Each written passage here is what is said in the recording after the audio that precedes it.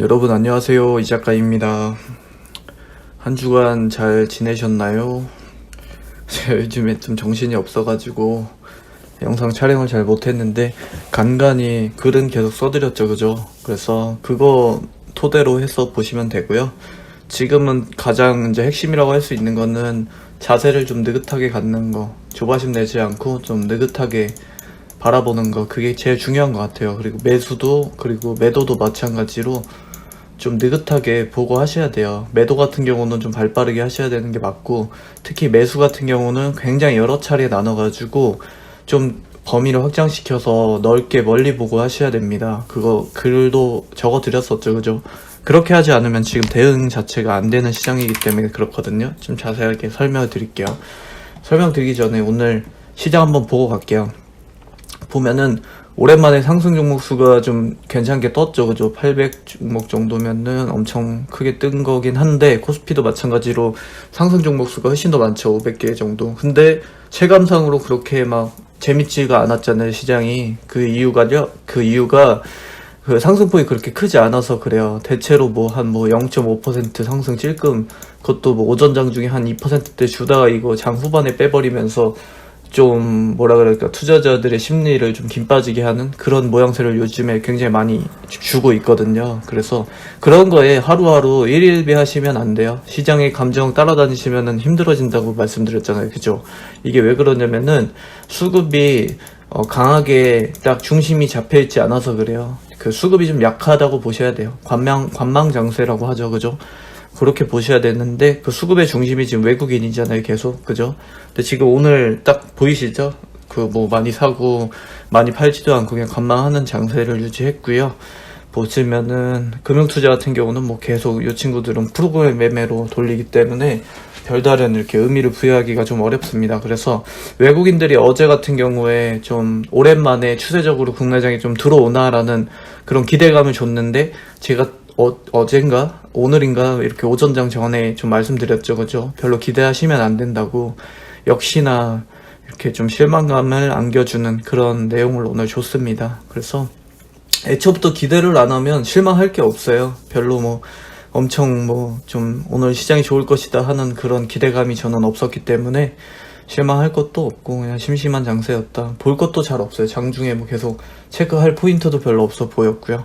대체로 좀 그렇습니다. 그래서 연기금 같은 경우에 코스닥에서 지금 소량으로 계속해서 사주고는 있는데 다행스럽죠, 그죠? 연기금이 아니면은 이 좋은 장세에서도, 그나마 좀 흐름이 괜찮은 장세에서도 오늘 그 종목 수도 약할 수 있었는데, 상승 종목 수도 약할 수 있었는데, 다행스럽게 연기금이 그래도 좀 힘을 내주고 있고, 거기에다가 투신이 크게 팔지 않고 있어가지고 그나마 좀 버텨주고는 있습니다만, 외국인들이 또다시 이 시점에서 좀 강하게, 코스닥 같은 경우는 뭐 한 1000억 가까이 팔아주면은 시장도 크게 흔들리겠죠, 그죠? 그래서 그런 식으로 좀 봐주시면 되고, 예탁금 같은 경우 많이 빠졌어요. 지금 63조까지 빠졌거든요. 그래서 개인의 힘이 굉장히 약해져 있다, 저는 그렇게 보고 있는 상황입니다. 그리고 또 좀 세부적으로 봐드릴까요? 그러면은 코스닥 시장에서 연기금 100억, 투신 30억, 금융투자는 뭐 왔다 갔다 하고 있고, 이 친구들은요, 그죠? 그리고 외국인들 굉장히 미비하게 움직였고요. 그다음에 지수 같은 경우 보면은, 잠시만요.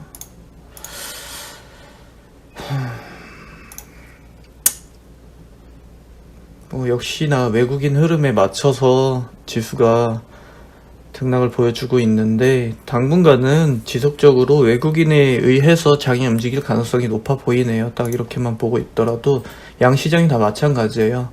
외국인에 의해서 움직일 가능성이 굉장히 높고요. 외국인 투자의 어떤 잣대가 되는 기준은요, 글로벌 증시예요. 글로벌 증시. 그러니까 신흥국에 대한 투자 매력도를 계속해서 유지하고 갈 수 있을 만한 어떤 중장기적인 성장 모멘텀이 아직 이 우리 신흥국들에게 남아있느냐 없느냐, 아니면 달러 회수 욕구, 빗달러 회수를 좀 회수해야 되는, 빗달러를 회수해야 되는 욕구를 자극시킬 수 있을 만한 그런 어떤 뭐 이슈들이 있느냐, 요렇게 이제 대칭해서 보시면 되는데, 지금 현재 같은 경우는 뭐 이렇다 할 어떤 큰 뭐 이슈 같은 거는 없어요. 그냥 테이퍼링인데, 테이퍼링 같은 경우는 논의 정도는 나올 것 같아요. 6월 FOMC에서 아마 발표가 될 걸로 저는 그렇게 보고 있는데, 좀 지켜봐야 되겠죠, 그죠? 그래서 지금 당분간은 뭐 그렇게 이렇다 할 변화의 조짐이 보여질 만하지는 않습니다. 그리고 지금 좀 헷갈려 하시는 게, 보면은 왜 내 종목만 못 가지? 지수는 괜찮게 계속 가고 있는데 라고 하실 수 있거든요. 근데 그렇게 보시면은 안 돼요. 지수는 지금 뭐 계속해서 횡보하고 있잖아요. 그냥 그저 크게 꺾이진 않고 있는데, 이게 종목별로는 좀 내용이 달라요.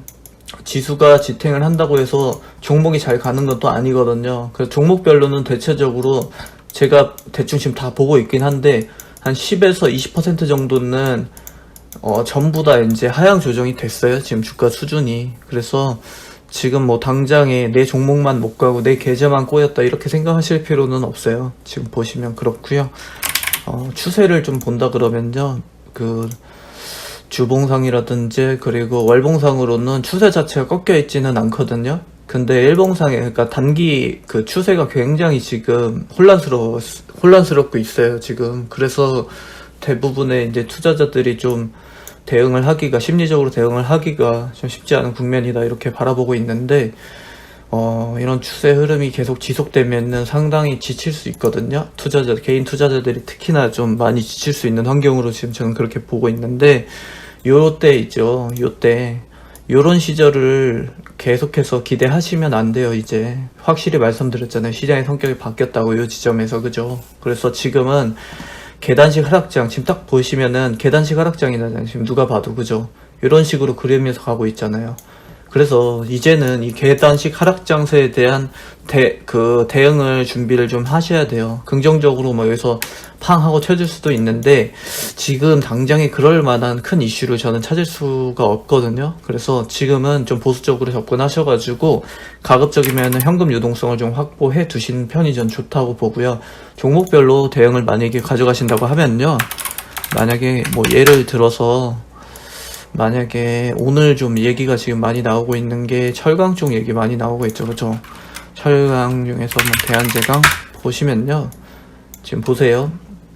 근데 이거는 여러분들이 좀 뭐라 그래야 될까, 생각을 좀 조금 넉넉하게 가져주셔야 되는 게, 지금 올라온 추세를 한번 보세요. 지금 언제부터죠?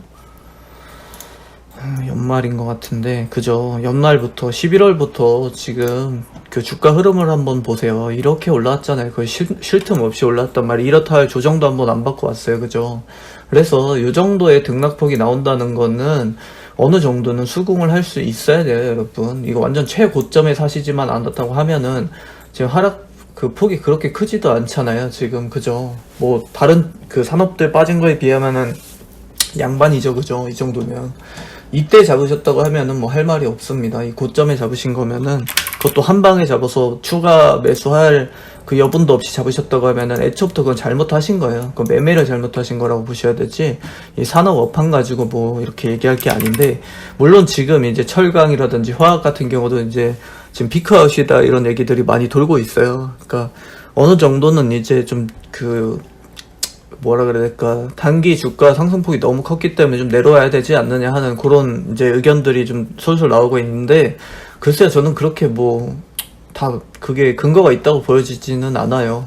어떻게 갖다 붙여도 뭐 말은 다 되니까요, 그죠? 그래서 이런 거 같은 경우는요, 지금 보면은 제가 이거 계단식 하락장 대비하는 그 매매 요령 알려드렸잖아요, 그죠?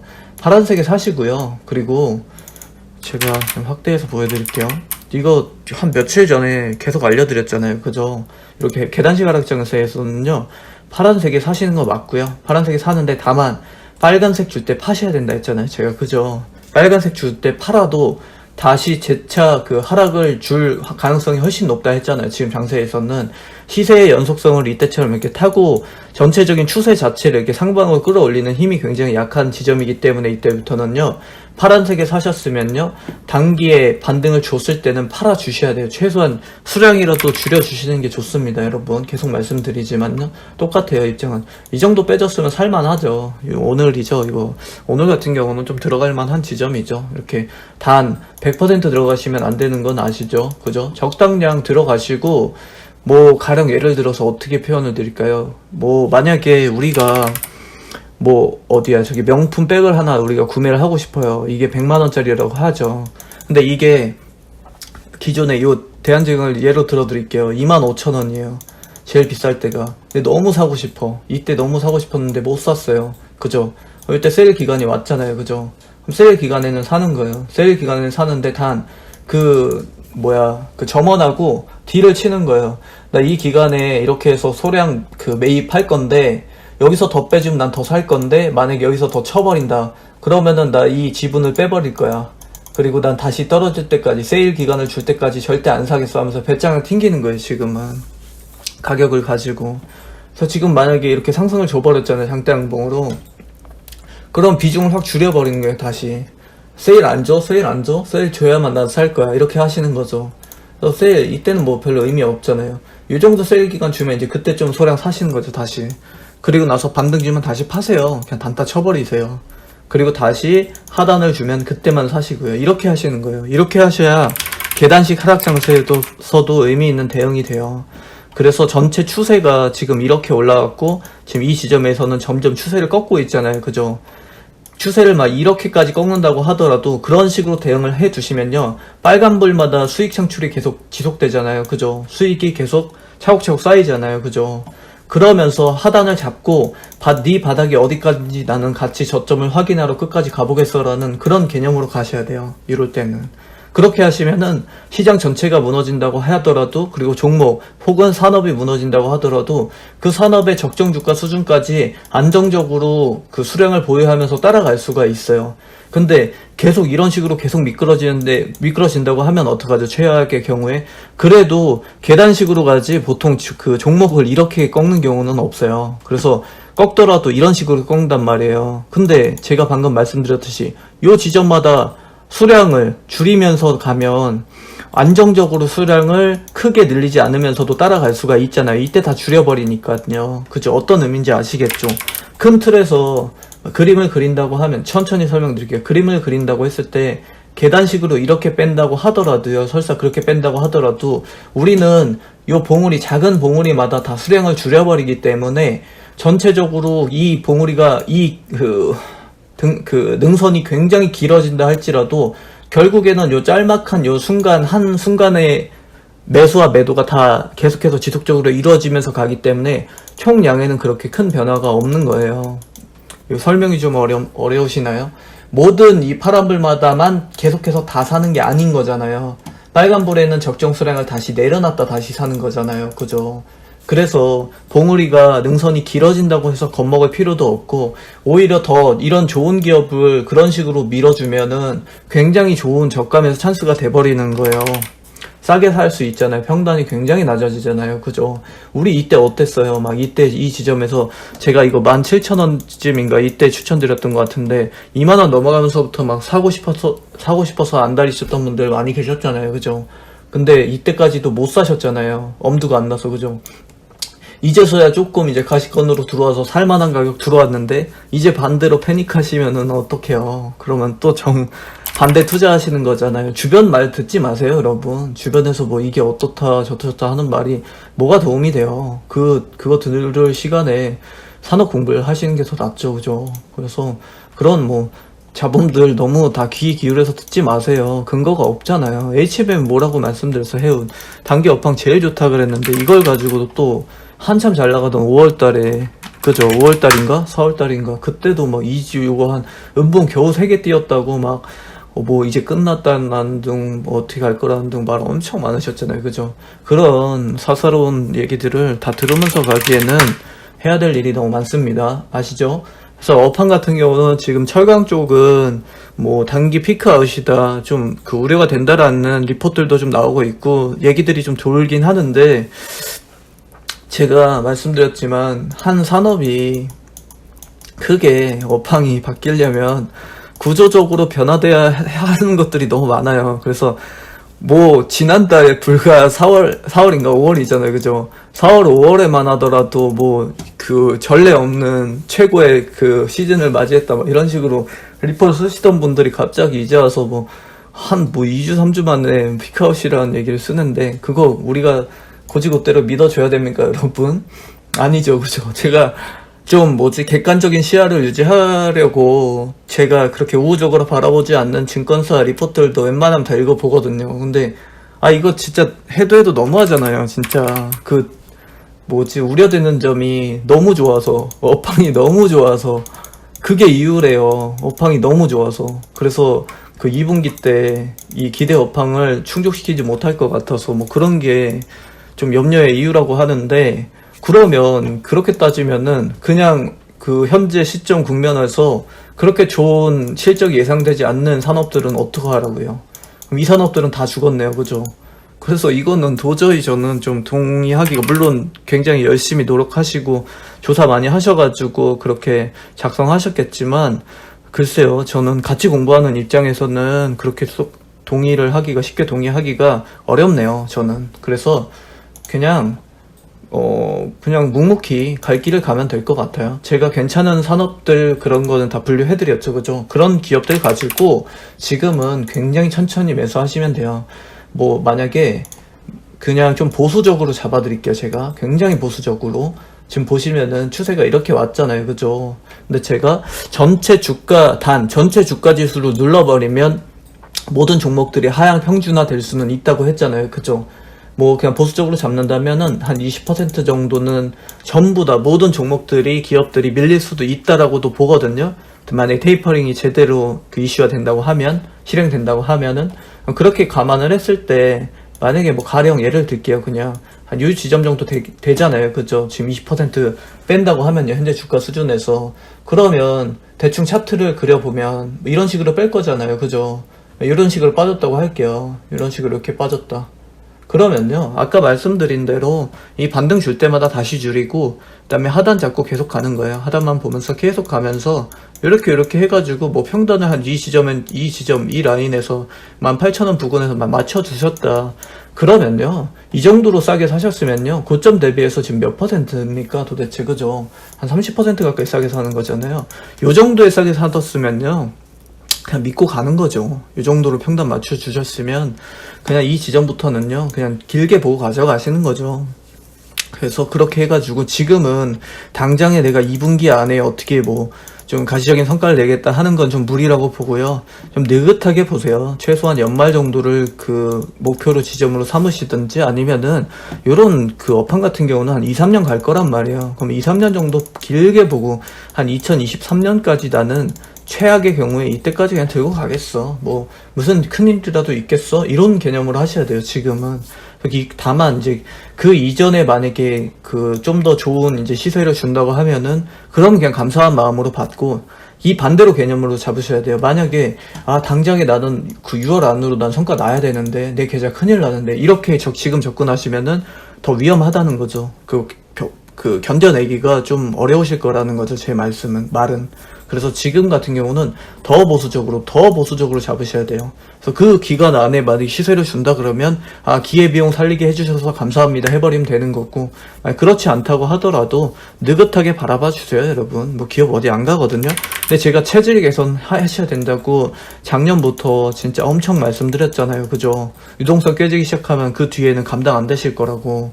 근데 지금 이미 왔어요, 여러분. 제가 2월부터 말씀드렸죠. 실질적으로 유동성 모멘텀이 이제 끝났다고, 실적 장세로 들어가기 위한 준비를 하고 있는데, 그 쇼티지 랠리가 지금 그냥 나고 있어서 당장은 그냥 과도기 정도에 머물고 있다라고 말씀드렸잖아요. 근데 지금은 확실해, 이제 확연하게 모든 소비지 지표들 그리고 제조업 지수들이 우상향을 이제 그리고 있어요. 이게 쉽게 이제 꺾일 것 같지가 않거든요, 제가 봤을 때는.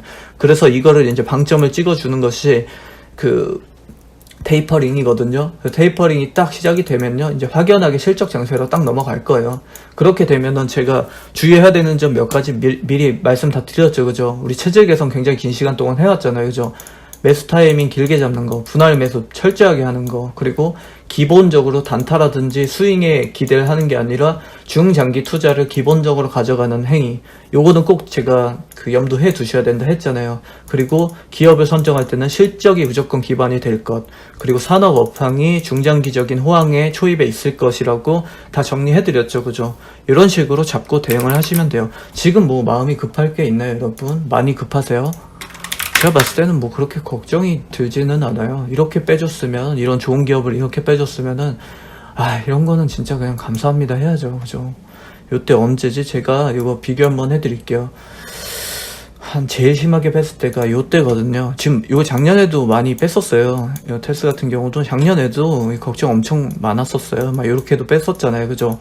지금 보면은 얼추 작년하고 이제 비슷한 수준으로 지금 빠지기는 했는데 이때 막 진짜 힘들어 하셨거든요. 다.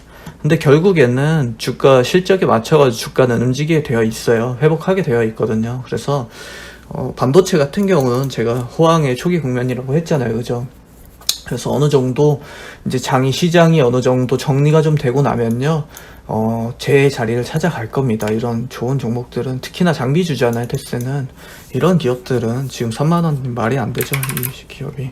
그래서 이런 기업들 같은 경우는 만약에 이 지점에서도 만약에 아까 말씀드렸듯이 계단식 하락장을 줘버린다, 뭐 막 2만원대까지 깨진다, 이러면은 그냥 감사합니다 하고 계속 모아야죠.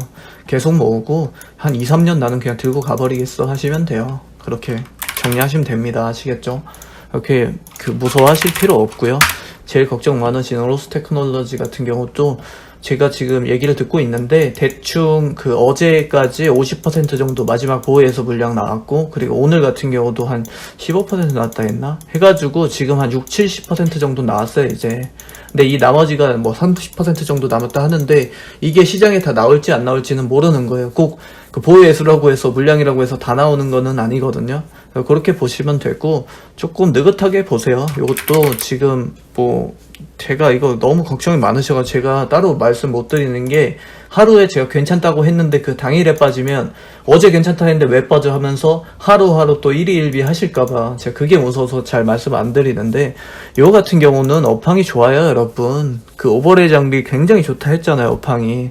그리고 성장성도 굉장히 크고, 기존의 어떤 그런 다른 기업들이 경쟁 구도를 가지고 있는 기업 자체가 없거든요, 이 기업 같은 경우는. 그래서 차후에 시간이 흐를수록 이제 미세화 공정이 계속해서 지속이 되면 좀 더 이렇게 주목을 받을 수 있을 만한 그런 특징적인 기업 내용을 가지고 있는 종목이고요. 괜찮아요. 지금 주가 수준도 저는 굉장히 저평가라고 보고 있고, 중국 쪽으로도 지금 계속해서 얘기가 나오고 있거든요. 그래서 만약에 중국 쪽으로 어떤 연결 흐름이 나온다고 하면은 시세를 좀 크게 낼 수도 있을 만한 환경이라고 보고 있고, 1분기 실적도 예상치보다 잘 나왔어요. 그래서 물론 이제 장비주기 때문에 분기 실적이 그렇게 큰 의미를 가지고 있지는 않지만, 그래도 이 정도 흐름이라고 하면 한 7,800억, 연간 7,800억 정도는 나올 것으로 보여지는데, 그렇게 따진다고 했을 때 시총이 지금 3,000억 수준밖에 안 되잖아요. 그러면은 굉장한 저평가, 이거 자본금 50억도 안 되잖아요. 그렇게 전반적으로 봤을 때 이게 재무구조상으로 말씀을 주시는데, 그거는 완전히 잘못 보신 거죠. 재무구조상으로는 흠 잡을 게 없는데요. 흠 잡을 거면은 다른 쪽 차트로 보셔서 흠 잡으셔야 되는데, 차트를 가지고 보시는 것보다는 기업 내용을 먼저 보고 보시는 게 좀 합리적이죠, 그죠?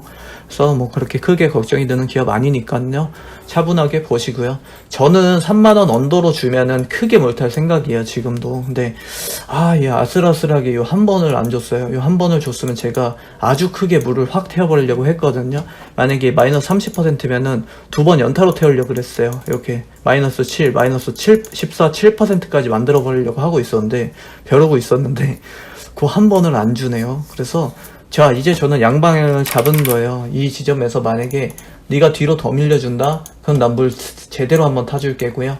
네가 그냥 상승을 준다 그러면 그래, 그냥 느긋하게 봐줄게, 이렇게 보고 있어요. 그래서 항상 양방향을 잡으셔야 된다고 말씀드렸죠, 그죠? 그렇게 보시면 되고, 또 뭘 봐드릴까요? 뭐가 있죠? 제가 글을 봐야 될 것 같아요. 제가 이거 이렇게 보면은 기억을 잘 못해가지고 글 보면서 대충 받을게요. 제가 뭘 썼는지 요새 진짜 정신이 너무 없어가지고 받을게요. 이거였나? 이거 맞죠? 오늘 쓴 게 그죠? 그래서 지금 좀 전에 말씀드린 거 그 내용 그대로고요. 이거는 그래서 뭐 피크아웃이다 어쩐다 얘기 너무 많아요 지금. 근데 그거 다 보고 있으면은 머리가 아프네요. 그래서 다 볼 필요는 없을 것 같고, 그리고 이거 다 보신 내용이죠, 그죠? 이런 건 그냥 넘어갈게요. 항공주 얘기 말씀드렸는데, 항공주 같은 경우는 저가 항공주들은 조심하시는 게 맞아요. 제가 봤을 때는 재정 악화가 이게 그 근본적인 원인 해결이 단기간에 나기가 쉽지 않아 보였어요. 제가 몇 종목들을 좀 분석을 해봤는데 조금 심각하더라고요. 그래서 정부 차원의 어떤 좀 지원이 있지 않는 한 이게 구조적으로 단기간에 이렇게 회복을 가져가긴 좀 쉽지 않겠다 이렇게 보고 있고, 대한항공은 얘기가 조금 달라요. 대한항공 같은 경우는 화물 운송 특수를 좀 봤거든요. 실적이 괜찮았어요. 2분기도 괜찮을 거라고 얘기가 지금 돌아요. 그래서 이런 종목들은 괜찮은데 다른 종목들은 좀 위험하지 않나. 한 3만원 얼마 주가 어떻게 가는지 모르겠는데 한 3만원 초반이면은 부담 없지 않을까, 중반 정도는 가지 않을까, 저는 그 정도로 보고 있는 쪽이고요. 그리고 지금 HMM 같은 경우는 뭐 지금 제일 좋아요. 업황이 제일 좋고 5월 내내 말씀드렸잖아요. 좋다고, 그죠? 좋다고 말씀드렸고, 보유자분들은 홀딩 하시죠. 그냥 홀딩 하시면 되고, 그리고 조선 같은 경우도 이거는 이제 후발주자 성격이 강하잖아요. 그래서 조금 느긋하게 길게 보셔야 돼요. 저는 이거는 한 2, 3년짜리 업황이다라고 보고 있거든요. 그래서 글로벌 업황하고 같이 움직이니까요. 그렇게 보시면 되고, 지금은 천천히 모아가야 되는 그런 시즌이라고 보고 있습니다. 그리고 지금 뭐 한 14만원, 15만원 계속 왔다 갔다 하죠. 이거 해양 같은 경우, 조선해양 같은 경우. 그 지점에서 한 번에 담아가지고 왜 바로 안 갑니까? 하지 마세요, 여러분. 절대, 이제는 이거 안 통한다고 했잖아요. 그죠? 천천히 담는 거예요. 아까 그려드렸죠. 이렇게 해서 떨어져 주면 더 추매할 기회 준다고 생각하고 담을 거고요.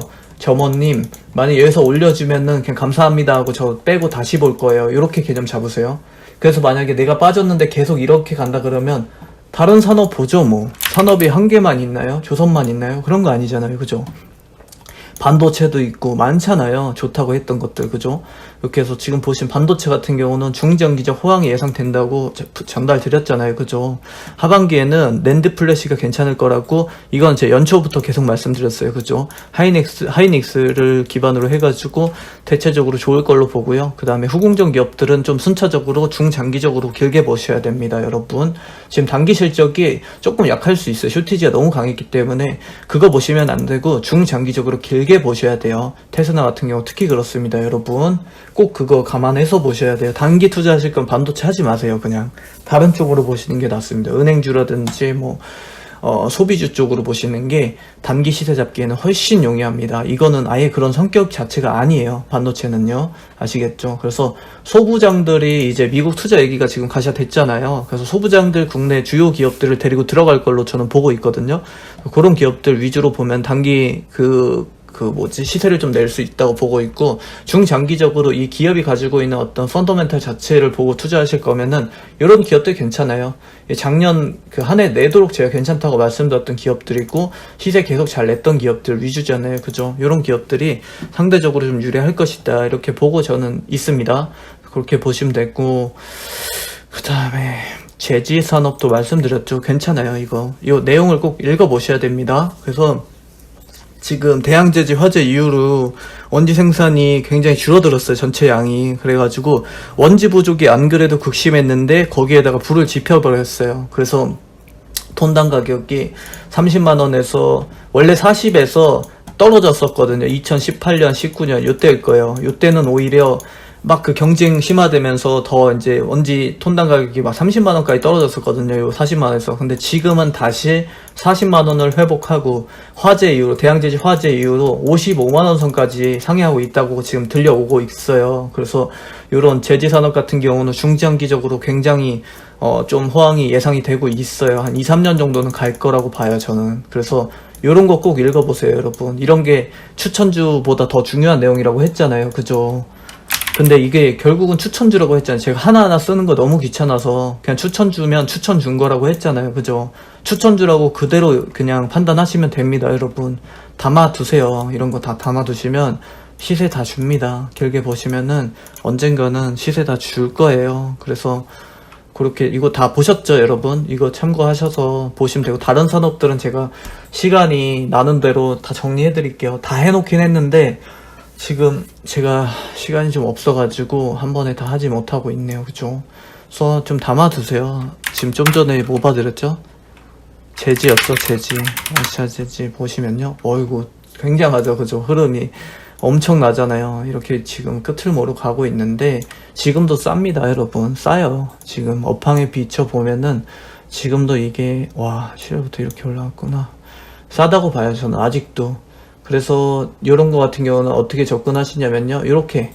똑같아요. 계단식 하락을 줄지 안 줄지도 모르겠어요. 이거 업황이 너무 좋아서. 이거는 계단식 하락을 안 줄 수도 있는데, 요거는 만약에 안 주고 요런 식으로 가잖아요. 그러면 그냥 파란색에만 담으시면서 등산 매매로 따라가세요. 그냥 따라가셔가지고 중장기적으로 느긋하게 길게 보세요, 여러분.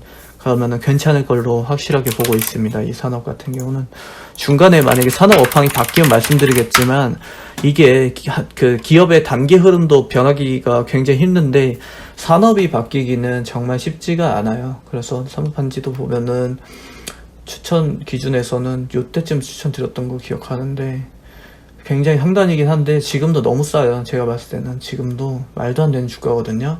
그래서 지금 수준이라면 뭐 담아도 괜찮을 것 같아요. 담아두시고 또 뭐 좀 더 밀어준다 그러면 그때마다 계속 추매하셔가지고 태워가세요.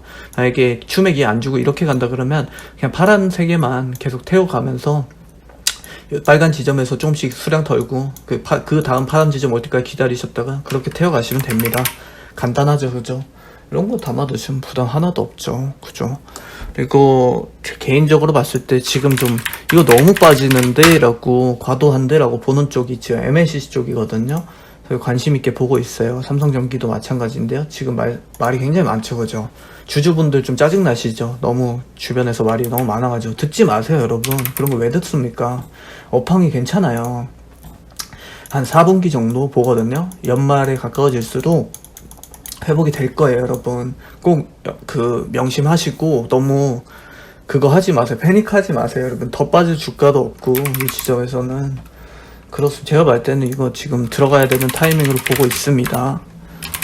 들었다고 한 번에 담는 건 절대 아니라고 계속 말씀드리죠, 그죠? 덕산 네오룩스 같은 것도 4만원 초반대에서 지금 강하게 이렇게 지지를 받고 있는데, 이 지점이면 싸죠. 이것도 굉장히 싸고 4분기 정도 보고 투자하시면 되고, PI도 마찬가지 똑같아요. 지금 단기적으로는 이제 스마트폰 쪽이 쇼티지 때문에 지금 당장에 2분기까지도 매출이 좀 안 나올 거다 이런 얘기들이 많은데, 3분기, 4분기 정도부터는 아주 탄력이 크게 예상됩니다, 저는. 그래서 지금 보면은 월봉상이라든지 주봉상으로 뭐 추세가 꺾인 게 없어요, 그죠? 그냥 일봉상으로 단기 주가 흐름이 좀 흔들리고 있는 것 뿐인데, 단기 주가 흐름도 지금 보시면요, 어떻게 추세를 이탈하고 가는 것도 아니에요, 그죠? 적정 수준에서 계속 저점을 높여가면서 진행이 되고 있고, PI 첨단수지 같은 건 44,000원 요 구간에서 지금 지지를 세게 받더라고요.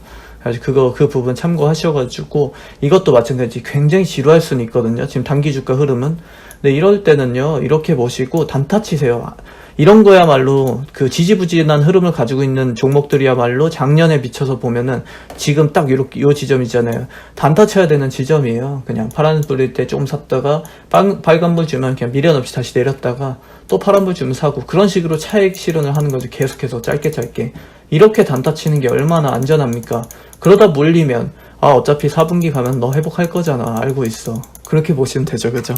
간단하죠. 그렇게 보시면 되고, 요런 쪽 업황도 괜찮으니까 같이 보시고, 반도체라든지 뭐 스마트폰, 그리고 또 뭐 있죠?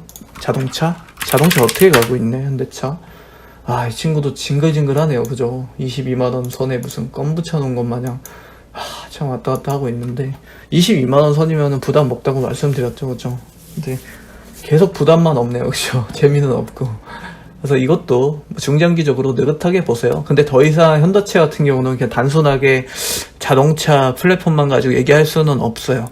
이거는 중장기적으로 이제 성장 모멘텀이 붙었다, 저는 좀 그쪽으로 보고 있거든요. 그래서 국내에도 이런 기업이 나왔나 할 정도로 좀 성장 탄력이 저는 예상돼요, 개인적으로는. 그래서 그렇게 좀 보시면 되고, 이것도 노이즈 많은데 듣지 마세요 여러분. 그거 뭐 다 들어줄 필요도 없어요 제가 봤을 때는.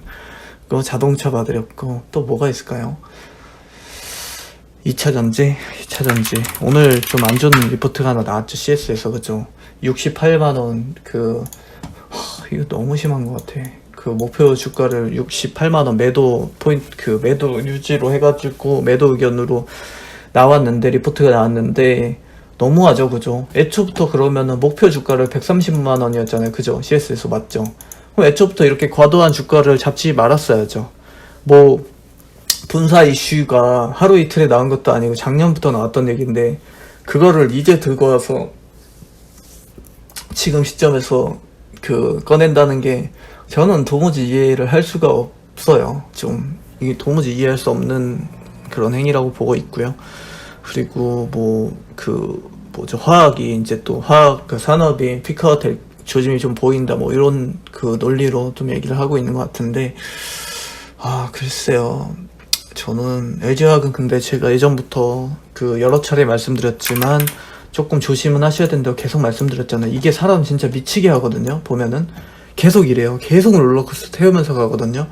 이렇게 사람 진 다 빼놨다가 또 다시 평단 줬다가 또 뺐다가 또 줬다 또 뺐다가 사람을 굉장히 우습게 만들었어요. 이게 작년 분사 이슈 이후부터 계속 그랬거든요.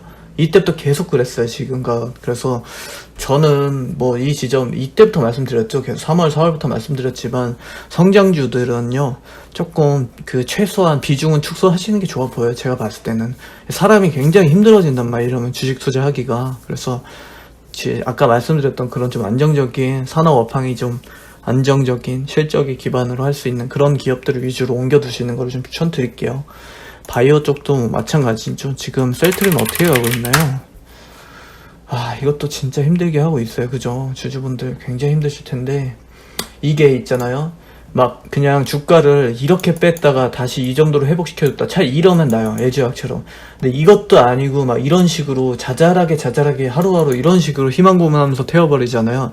이거 진짜 하루하루 시세 보시는 분들은 못 견디시거든요. 그래서 그런 분들 같은 경우는 바이오 쪽도 저는 좀 피하라고 권유를 드리고 싶어요. 지금은 민감주 위주로 하시는 게 좋고요. 그리고 만약 해지하신다 그러면 금융주 위주로 보시는 게 좋아요. 지금은 단타 보신다고 하면은 금융주, 소비주 이쪽으로 보세요. 단타 치실 거면 제일 유리합니다. 그리고 단타가 아니라 만약에 중장기적으로 좀 느긋하게 분할 매수하겠습니다. 시장이 떨어지든 말든 상관없이 중장기 투자하겠습니다 하시는 분들은요, 한 산업에 또 몰빵 투자하시면 안 되고요. 아시죠? 그거는 반도체라든지 제지, 그리고 아까 말씀드렸던 철강, 그리고 또 뭐 있을까요? 핸드폰, 스마트폰, 그리고 자동차, 그리고 또 뭐 있죠? 좀 건설 쪽도 괜찮거든요. 건설 쪽도 같이 봐드릴까요? 건설 쪽 성신양해, 시멘트 쪽도 보면요, 이런 기업도 괜찮아요. 성신양해 또 굉장한 저평가를 봤는데 지금 이거 힘이 세네요. 그죠? 그래서 이것도 만약에 좀 이렇게 하단으로 내려준다 그러면 무조건 계속해서 적립해서 데려가셔야 되는 기업 가운데 하나라고 보고 있고, 그 다음에 파일 쪽 본다 그러면은 동양 파일은 추천주였죠. 이때부터 추천드렸었는데 흐름이 좋네요. 진짜 좋네요. 그죠? 그래서 이것도 계속 태워가세요. 이런 식으로 간다 그러면요, 파란색에만 계속 모아서 꾸준하게 태워가시면 돼요. 더 이런 쪽 같이 보시면 됩니다. 건설 건자재 쪽, 그리고 반도체, 제지, 그리고 스마트폰, 자동차, 조선, 이런 쪽 민감주 위주로 하세요, 여러분. 그렇게 해가지고 꼭 하실 때 제가 어떤 기업 괜찮습니다 하시면은 뭐 저 비중이 70%입니다 이러신 분들 계시거든요. 그러시면 안 돼요, 여러분. 저 10% 이상 안 담는다 했잖아요. 여러분보다 추천을 드리는 입장에서는 얼마나 많은 공부를 했겠어요, 그 기업을. 샅샅이 다 뒤졌다는 건데, 샅샅이 다 뒤진 사람도 포트 10% 이상을 담지 않는데, 공부를 직접 하신 게 아니라, 물론 하셨겠지만 저처럼 막 파고들어서 몇 개월 하신 게 아닌데, 70%씩 담으시면은 심리적으로 흔들리시잖아요. 이 산업 업황이 흔들릴 때마다. 그죠? 그렇게 하시면 안 되고, 한 종목이 가급적이면은 10% 이상은 담지 마세요, 여러분. 그래야 부담이 없습니다. 아시겠죠? 이거 마지막으로 제가 그 하는 법 알려드릴게요. 어떻게 하시냐면요. 이렇게 있잖아요. 그 계좌가 있잖아요. 만약 가령 예를 들어서 제가 10%니까 10개잖아요. 종목 10개 최대한 담을 수 있는 게 10개잖아요. 그죠? 10개 담았다고 칠게요. 이때는요, 물론 이것도 시장 상황에 따라 달라져야 됩니다. 여러분, 장이 좋을 때는 종목 수가 20개, 30개 돼도 돼요. 근데 장이 안 좋을수록 적어줘야 됩니다. 종목은 3개까지 줄어야 돼요. 좋을 때는 30개, 적을 때는, 안 좋을 때는 3개까지 줄여야 됩니다, 여러분. 제 기준이에요. 일단 그렇게 기본으로 보시면 되고, 그리고 한 10개를 10% 정도 담았잖아요. 그쵸? 그럼 이렇게 된 상황에서 아까 말씀드린 대로 뭐 그 상향곡선의 등산 매매든 하향곡선에 대한 등산 매매든 어쨌든 파란불에 서서 빨간불에 튈 때마다 정리하면서 그런 식으로 태워가는 거거든요. 시간을 같이 끌고 같이 가는 거예요. 그런 형태의 매매를 하시면 되는데, 이 구간에서 제가 중간중간 현금 유동성은 좀 확보하시는 게 좋겠습니다 하시면 어떻게 하시면 되죠? 빨간불에 팔았을 때 파란불에 다시 안 사고 기다리면 되는 거예요. 한 템포를. 그죠? 그럼 현금이 쌓이고 종목 수량은 비중은 줄어들잖아요. 이런 식으로. 그죠? 근데 마이너스가 커가지고 아직 이게 그 정리가 잘 안 되시는 분들 계시잖아요. 그럴 땐 어떻게 하시냐면요. 일단 빨간불인 종목들은 다 정리를 하시는 거예요. 그럼 이거는 바로 현금화가 되는 거잖아요. 그죠?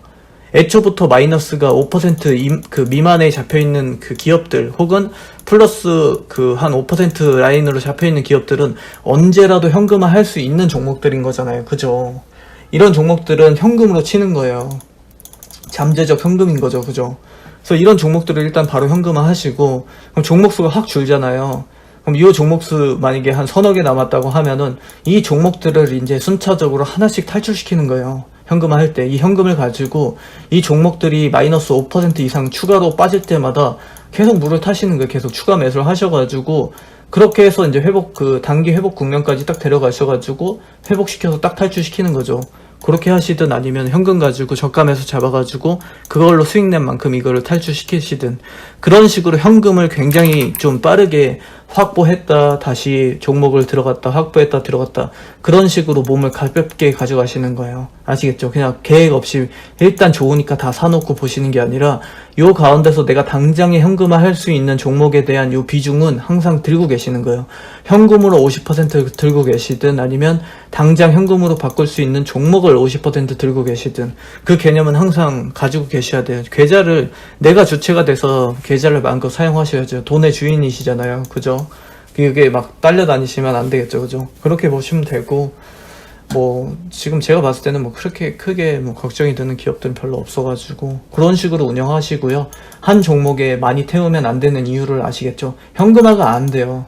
그 70% 비중 태웠는데 그게 밀리면은 현금이 70% 일단 묶이고 시작하는 거잖아요. 그죠? 그렇게 하시면은 안 되죠. 현금 비중 산업 특히나 이렇게 자잘하게 나누시는 거 꼭 추천을 드릴게요. 이거 괜찮습니다. 이 산업 좋을 것 같은데요 라고 해도 그게 어떻게 100% 다 맞겠어요, 여러분. 그죠? 종목, 하물며 종목을 드릴 때도 제가 올해 드린 게 80 몇 개더라고요, 종목 수가. 근데 그 가운데서 몇 가지 지금 고생하고 있는 종목들을 뭐 몇 개, 서너 개 나왔잖아요. 당연히 나올 수밖에 없어요. 그걸 어떻게 다 맞춥니까, 여러분. 그래서 하필 그 종목 딱 하나 집었는데 그거를 막 70% 비중 샀습니다. 잃어버리시면은 제가 할 말이 없어요. 저도 그렇게 안 사거든요.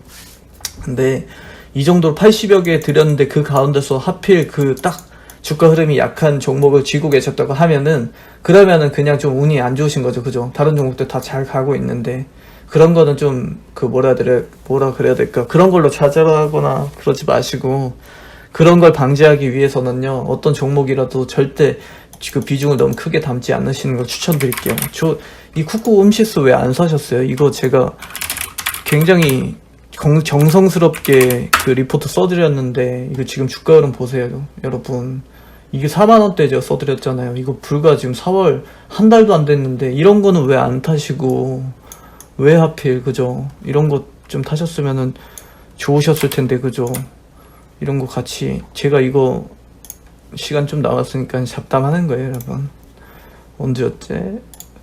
제가 그때 좀 삐졌을 때, 그죠? 추천주 뭐 그만 줘라 어쩐다 막 그런 얘기 나왔을 때 삐져가지고 제가 이례적으로 주말에 갑자기 올려드렸었는데, 이거 어디였지? 이건가?